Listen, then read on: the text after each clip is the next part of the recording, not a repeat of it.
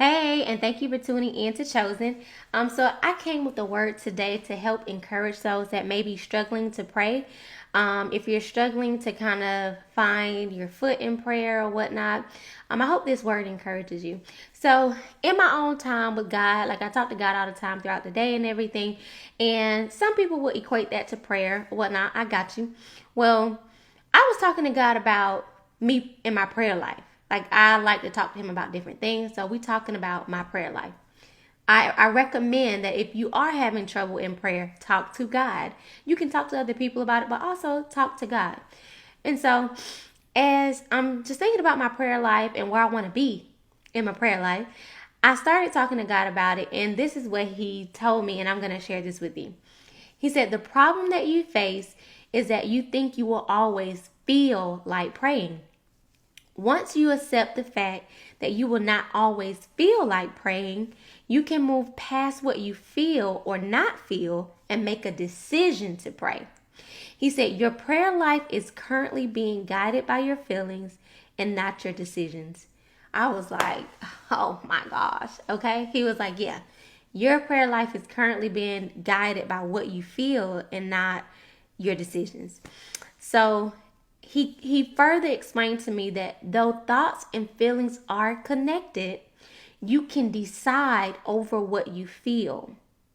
You can decide over what you feel, but you cannot feel over what you decide. Prayer has to be your decision. You have to choose to pray. And then he showed me that I need to go to war with my flesh, the very nature of you that opposes God, your creator. So I think the gist of our talk was to get me to see that it's okay. He knows that we will not always feel like praying, but to know that despite what we feel, it is a great necessity that we pray. And that even though you don't always feel like praying, some people may say, "Oh, how can you say you don't feel like praying? How can you say you have this close relationship with God and you don't feel like praying?" Okay, well, sometimes life happens and certain things happen in your life where you may wonder, like, how do I pray about this? This person, my mother just died, or my child just died. How do I find the words to pray about this? I just lost my house, or I just lost my job. How do I pray about this? It could be something small, and the person just may feel like, well, why do I need to pray about that? Well, the Bible does tell us to pray without ceasing, but sometimes it's just our flesh just don't want to pray. Just don't want to pray. Don't want to talk to God about it, or making excuses on why you don't have to, or you don't need to talk to God about it. You can just make that decision. You don't need to pray about that. Or you can just go and move to a new city and you don't have to pray about that. You can just go and get a new job. You don't have to pray about that. You know, um, Sometimes our flesh just gets in the way, and we want to make decisions that we want to make. I've been there. I have done it. Okay. I have done it. And there is a huge price to pay when we do those things. I've made decisions where I didn't pray about it first. But what I can say is, if you make a decision and you didn't pray about it first, and then you think about it, pray about it that moment that you think about it. Like, oh my God, I just made a decision and I did not pray about this.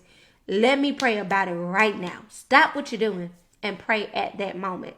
Stop what you are doing and pray at that moment. I remember times where I was so caught up in what I was doing because it was so good and I didn't pray about it. And when I remembered, I was like, oh my God. I have been so happy and so excited about what I'm about to do that I didn't even stop to pray and ask God what He thought about me doing this. And it wasn't even that, what I was doing was bad or anything. It's just, was it the timing? Was it where I should have been, you know?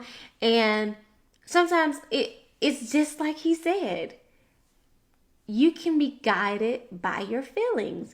And a lot of us are guided by our feelings in our prayer closet. Can we grow from there? Can we grow from there? Can we do that? And not just let our feelings take over, our prayer time, and be able to decide that I'm going to pray today, and not let our feelings take over where I feel this and I feel this and I feel this. So this has to be what God is saying. Can we grow from there and, be a big girl, be a big boy, and, decide, hey, I didn't like how God responded to that, because I really wanted that, but he's saying not right now. He's saying that's a no. He's saying that this relationship is not for me. He's saying that this job opportunity is not for me. He's saying for me to turn the deal down. He's saying for me to walk away from that. He's saying for me to walk away from that door. He's saying that for me. So can we grow to that place where we accept whatever God says during that prayer time? Can we do that? We can do that. Can we grow from everything that God tells me I have to feel good about it? Can we grow from there? You'll get to a place where you will feel good in a healthy way. Meaning you have to be able to go into the prayer closet with, I accept your will, God. I accept what it is you want me to have. I accept what it is that you have planned for me, because you know me better than I know myself. And what I will set up for me will land me in a place that's not as good or as great as where you can land me and where you can place me.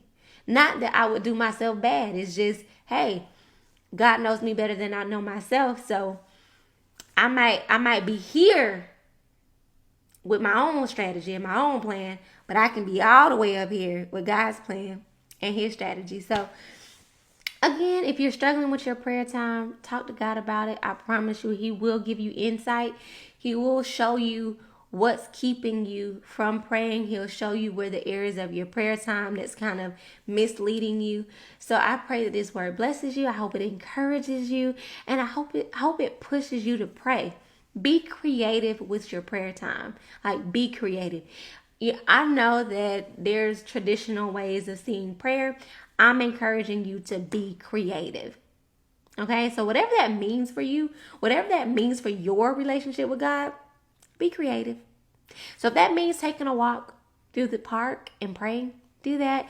If that means setting up a nice picnic, getting your journal out, praying, talking to God, do that. If that means, hey, I'm going to walk around my house and pray and anoint things, do that.